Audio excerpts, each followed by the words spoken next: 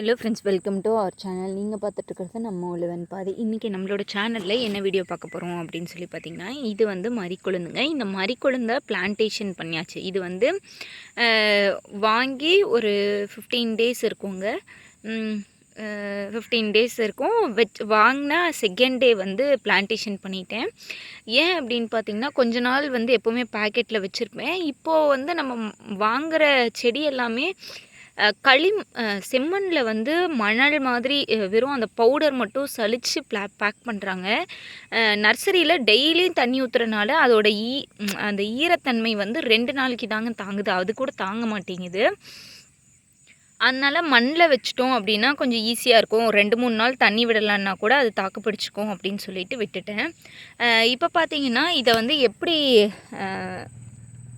Plantation பண்ணலாம், அதாவது plantation பண்ணுறது அப்படியே பறிச்சிட்டு அடியில் கொஞ்சம் தொழு உரம் போட்டுட்டு வைக்கிறது தாங்க, அவ்வளோதான். எல்லா பிளான்ஸுக்குமே அதுதான் வந்து மெத்தடு. இதை வந்து எப்படி பதியம் வைக்கலாம் அப்படின்னு சொல்லி தான் பார்க்க போகிறோம். இது வச்சு 15 டேஸ் கிட்ட இருக்குங்க. இப்போ பார்த்திங்கன்னா தெரியும், பாருங்கள், புதுசாக வந்து மண்ணுக்குள்ளே இருந்து ஒரு செடி வந்து புதுசாக தழைஞ்சி வந்துட்டுருக்கு. அதே மாதிரி இங்கே பாருங்கள், இங்கே ஒரு குட்டி செடி. இந்த மாதிரி மண்ணில் வைக்கிறதுல ஒரு பெனிஃபிட் அப்படின்னு சொல்லி பார்த்திங்கன்னா அது இதுதான். நிறைய இடைக்கண் வந்து வந்துக்கிட்டே இருக்கும். இப்போ வந்து இதில் வந்து பெருசாக நீங்கள் வந்து பிளான்டேஷன் உடச்சி வச்சாலும் வரும்.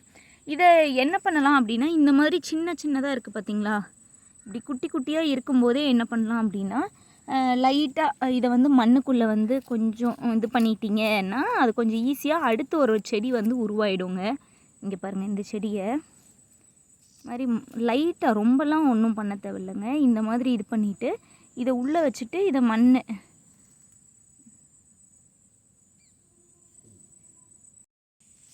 பாருங்கள், இந்த மாதிரி மண்ணுக்குள்ளே வைக்கும்போது இது ஈஸியாக வேர் பிடிச்சி வளர ஆரம்பிச்சிருங்க. இந்த மாதிரி ட்ரை பண்ணுங்கள். குச்சி உடச்சி வச்சாலும் தலையும். அது வந்து இந்த தை முடியங்குள்ளே நீங்கள் வந்து பிளான்டேஷன் பண்ணிடணும். அதுக்கப்புறம் நீங்கள் வந்து குச்சி வச்சிங்க அப்படின்னா அது சம்மர் வந்துடும். சம்மரில் வந்து குச்சி வந்து வேர் பிடிச்சி தலையாதுங்க.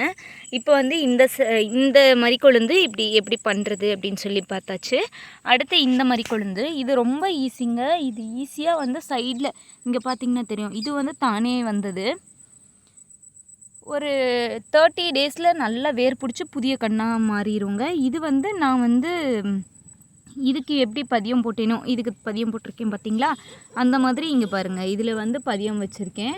அதே மாதிரி இதையும் அப்படி பதியம் வச்சுருக்கேன். ஓரளவுக்கு தளைஞ்சிருச்சு அப்படின்னா அப்படியே மண்ணோடு எடுத்து நம்ம வந்து பாட்டில் சேஞ்ச் பண்ணிக்கலாம்.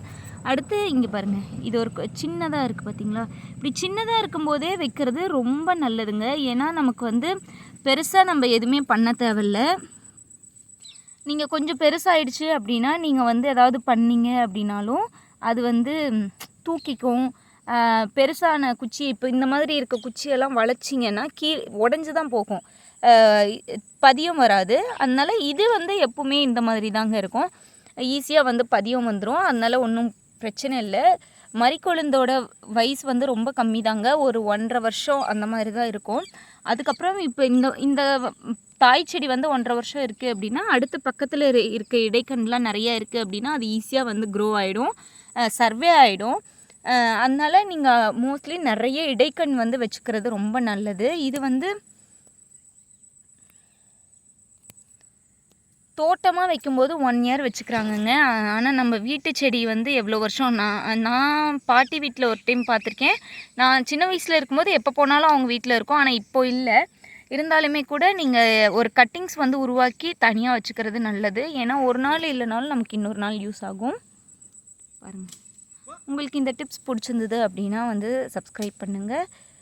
தேங்க்ஸ் ஃபார் வாட்சிங் அண்ட் கீப் சப்போர்ட்டிங்.